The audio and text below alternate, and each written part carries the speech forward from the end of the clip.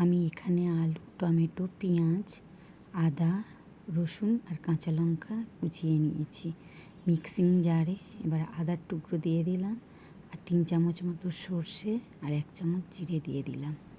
আর এখানে আগে থেকে গলদা চিংড়িগুলো কেটে নুন, হলুদ আর লঙ্কার গুঁড়ো দিয়ে মিশিয়ে রেখেছিলাম। এবার এটাকে পেস্ট করে নেব। কড়াইতে তেল দেব, তেল গরম হয়ে গেছে, চিংড়িগুলো দিয়ে দিলাম। চিংড়িটা একটু ভেজে নেব, খুব বেশি কড়া করে ভাজার দরকার নেই, অল্প ভাজলেই হবে।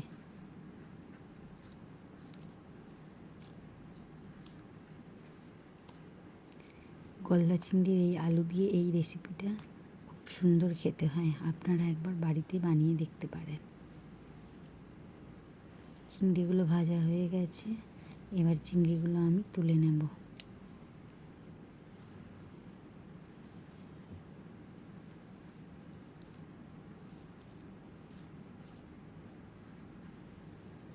এবারে চিংড়িগুলো তুলে নিয়ে এবার কড়াইতে একটু তেল আরও দিয়ে দিলাম। এবার আলুগুলো দিয়ে দেব, আলুগুলো দিয়ে একটু ভেজে নেব।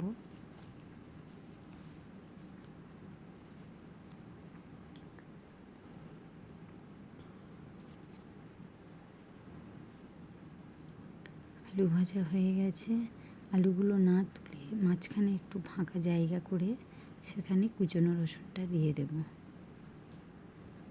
রসুন কুচিটা দিয়ে দেওয়ার পরে একটু নেড়ে নিয়ে একটু রসুনটা লাল লাল মতো হয়ে এলে এবার কুচনো পেঁয়াজগুলো দিয়ে দেব।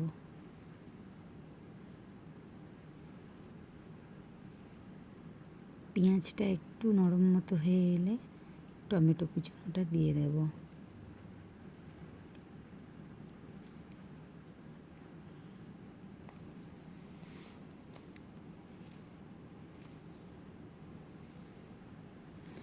এবারে আলু, পেঁয়াজ, টমেটো সব একসাথে নাড়তে থাকবো যতক্ষণ না সবগুলো একটু নরম হয়ে আসে। এবার দিয়ে দেব হলুদ গুঁড়ো, একটু লঙ্কা গুঁড়ো আর দিয়ে দেব নুন। নুনটা পরিমাণ মতো দিয়ে দেবেন।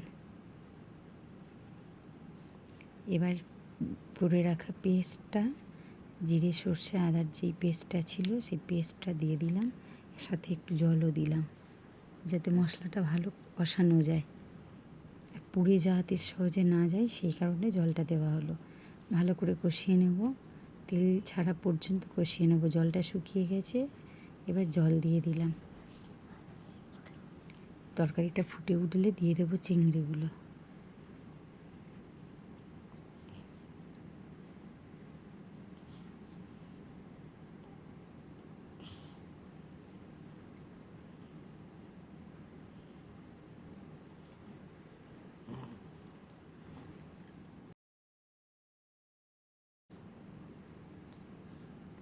এবার ঢাকনা দিয়ে দেব। ঢাকনা দিয়ে দিলে চিংড়ি, আলু সব ভালোভাবে সিদ্ধ হয়ে যাবে। কেটে রাখা লঙ্কাগুলো মুখগুলো চিড়ে দিয়েছিলাম যাতে কাঁচা লঙ্কার ফ্লেভারটা ওর মধ্যে অ্যাড হয়। আমার তরকারি রেডি হয়ে গেছে, গলদা চিংড়ির কষা আলু দিয়ে। এই রেসিপিটা একবার ট্রাই করে দেখতে পারেন। আর আমার রেসিপিটা যদি আপনাদের ভালো লাগে তাহলে লাইক, কমেন্ট, শেয়ার এবং সাবস্ক্রাইব করে দেবেন এবং আমার পাশে থাকবেন।